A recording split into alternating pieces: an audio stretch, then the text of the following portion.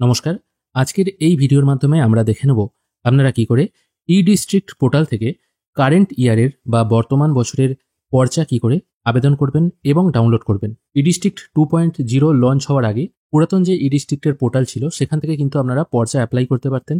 বাংলার ভূমি থেকেও কিন্তু পর্চা তখন অ্যাপ্লাই করা যেত। তারপর মাঝখানে 2.0 চালু হয়ে যাওয়ার পর পর্চা অপশনটা ছিল, কিন্তু যখনই আপনারা ওই অপশনে ক্লিক করতেন অটোমেটিক পুরাতন পোর্টালে চলে যেতেন, সেখান থেকে আর অ্যাপ্লাই করা যেত না। আজকের ভিডিওতে এই নতুন 2.0 পোর্টাল থেকে কি করে আপনারা কারেন্ট ইয়ারের পর্চা অ্যাপ্লাই করবেন সেটা দেখে নেব। এই জন্য আমি এই 3 ডট অপশনে চলে এসেছি। অবশ্যই ই-ডিস্ট্রিক্ট পোর্টালে আপনাকে আগে লগ ইন করে নিতে হবে, তারপর 3 ডট অপশনে চলে আসবেন, তারপর এখান থেকে সার্ভিস অপশনে চলে আসবেন। সার্ভিস অপশনে আসার পর এখান থেকে ল্যান্ড অ্যান্ড ল্যান্ড রিফর্মস এই অপশনটায় ক্লিক করবেন।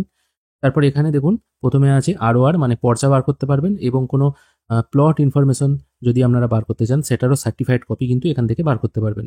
আমি আপাতত ROR এই অপশনটার উপর ক্লিক করব। এখানে ক্লিক করার পর আপনাদের সামনে পেমেন্ট রিকোয়ারমেন্ট চলে আসবে, যেখানে অ্যাপ্লিকেশন ফি 10 টাকা এবং পর্চার জন্য যতগুলো পর্চার পেজ হবে আর কি পার পেজ 10 টাকা হিসাবে আপনাকে চার্জ করা হবে। এটাই এখানে মেনশন করা আছে। আমি আমার আগের ভিডিওতেও অলরেডি আলোচনা করে দিয়েছি।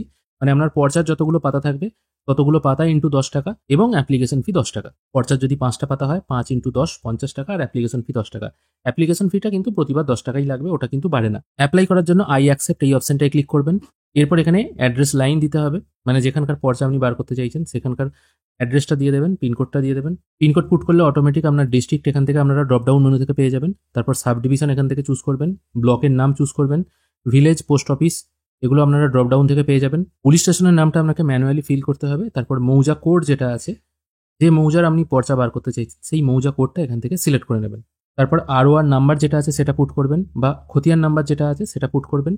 আর যদি কোনো বাটা দাগ থাকে, ধরা যাক 100/102 এরকম যদি কোনো দাগ থাকে, সেক্ষেত্রে ওই বাই দিয়ে যেটা হবে সেটা সেকেন্ড ROR এর ঘরে পুট করে সেভ অ্যান্ড নেক্সট করবেন। আর যদি কোনো বাটা দাগ না থাকে সেক্ষেত্রে সেকেন্ড ROR এর জায়গায় 0 লিখে দেবেন। তারপর যিনি অ্যাপ্লাই করছেন তার স্যালুটেশন, তার first name, middle name, last name put করবেন, তার ফোন নাম্বার, অ্যাড্রেস পুট করবেন, ইমেল আইডি পুট করে ভ্যালিডেট করবেন। এখানে ডাটা ভ্যালিডেট হয়ে গেছে। তারপর এখানে প্রিভিউ অপশন চলে আসবে। প্রিভিউ অপশনে ক্লিক করলে আপনি যে ডিটেলগুলো এখানে ফিল করেছেন বা খতিয়ান নাম্বার যেটা দিয়েছেন সেটা একবার ভালো করে মিলিয়ে নেবেন, তারপর এটা ক্লোজ করে দেবেন। তারপর এখানে সাবমিট অপশনে আপনাকে ক্লিক করতে হবে। তারপর এখানে একটি কপি আপলোড করতে হবে, যেটা কিন্তু বাংলার ভূমি পোর্টালে কোনো কিছু আপলোড করতে হয় না। যেখানে বলা হচ্ছে tax receipt of requested ROR, মানে আপনি যে খতিয়ানটা এখানে পর্চা বার করতে চাইছেন সেই খতিয়ানের আপনি যে ট্যাক্স দেন সেই কপিটা আপনাকে আপলোড করতে হবে PDF ফরম্যাটে 200 KB মধ্যে। অর্থাৎ সকলেই বুঝতে পারছেন, তার মানে ই-ডিস্ট্রিক্ট পোর্টাল থেকে কিন্তু পর্চা অ্যাপ্লাই করার জন্য এতটা সময় বা এত কিছু ডকুমেন্ট আপলোড করা সম্ভব নয়। তার থেকে বাংলার ভূমি যথেষ্টই ভালো। আমি তাও অ্যাপ্লাই প্রসেসটা এখানে দেখিয়ে দিচ্ছি। আমি এখানে অ্যাটাচ ফাইল অপশনে গিয়ে ডকুমেন্টটা আপলোড করে নেব। যদিও ট্যাক্স কাটতে খুব বেশি টাকা লাগে না, কিন্তু তাও একটা সময় সাপেক্ষ ব্যাপার।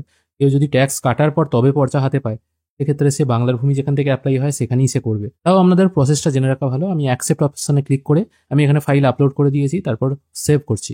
তারপর আমি সাবমিট অপশনে ক্লিক করব। সাবমিট অপশনে ক্লিক করার সঙ্গে সঙ্গে এখানে একটি পপআপ চলে এলো, এটাকে আমি ওকে করে দিচ্ছি। তারপর কত টাকা পেমেন্ট করতে হবে দেখাচ্ছে। এটা এক পাতার পর্চা, সেই জন্য এটাই দেখাচ্ছে। এখানে একটি AR নাম্বারও জেনারেট হয়েছে, এটা সময় হলে লিখে রাখতে পারেন, বাই চান্স যদি কখনো সার্ভার প্রবলেম হয়। আমি এটা গ্রিপ পোর্টালের মাধ্যমে পেমেন্ট করব, সেই জন্য গ্রিপস এই অপশনটায় ক্লিক করে পে অপশনে ক্লিক করব। তারপর গ্রিপস পোর্টালে যেভাবে পেমেন্ট করতে হয় একটু নিচের দিকে চলে আসবেন, ভেরিফাইড অ্যান্ড চেকড এই অপশনটায় টিক মার্ক দিয়ে নেক্সট অপশনে ক্লিক করবেন। পেমেন্ট মোড এখান থেকে SBI ইপে সিলেক্ট করবেন, পেমেন্ট থ্রু পেমেন্ট গেটওয়ে করে নেক্সট অপশনে ক্লিক করবেন। তারপর এখানে একটি GRN নাম্বার জেনারেট হবে, এটা লিখে রাখবেন, তারপর ওকে করবেন। একটু নিচের দিকে এসে পে নাও বলে একটি অপশন পেয়ে যাবেন, কত টাকা পেমেন্ট করতে হচ্ছে সেটাও দেখিয়ে দিচ্ছে। আমি পে নাও অপশনে আপাতত ক্লিক করছি।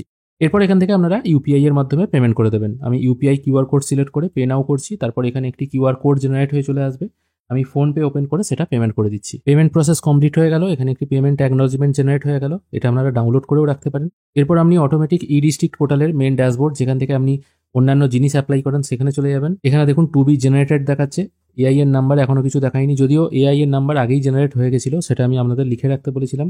এখানেও স্ট্যাটাস এখন ড্রাফট দেখাচ্ছে, এটা সঙ্গে সঙ্গে হয় না, কিছুক্ষণ সময় লাগে। ই-ডিস্ট্রিক্ট পোর্টালে আপনারা যদি দলিলও আবেদন করেন, মানে অনলাইনে যে দলিলগুলো ডাউনলোড করা যায় সেটাতেও কিন্তু AI এর নাম্বার ইনস্ট্যান্ট জেনারেট হয় না, একটু সময় লাগে। একদিন পর দেখবেন হয়তো এটা স্ট্যাটাসটা চেঞ্জ হয়ে গেছে। এবার কতদিন পর ডাউনলোড করা যাচ্ছে সেটা আমি নেক্সট ভিডিওতেই আলোচনা করে দেবো। এইভাবেই আপনারা ই-ডিস্ট্রিক্ট পোর্টাল থেকে একটু জটিল পদ্ধতিতে পর্চা আবেদন করতে পারবেন এবং ডাউনলোড করতে পারবেন। তবে এখানে যদি ওই ট্যাক্সের কাগজটা আপলোড করতে না হতো তাহলে কিন্তু এখানে প্রসেসটা অনেকটাই ইজি। আর এখানে আরেকটা সুবিধা হচ্ছে এটাই, আপনারা ই-ডিস্ট্রিক্ট পোর্টাল লগ ইন করলেই এখানে যেমন বিভিন্ন অপশন, যেমন যেটা ধরুন অ্যাপ্রুভ হয়ে গেছে এখান থেকে সরাসরি ডাউনলোড করতে পারতেন। এটা অন্যান্য সার্টিফিকেট আর কি, এটা ডিস্টেন্স সার্টিফিকেট, যেমন এখান থেকে ডাউনলোড করতে পারতেন।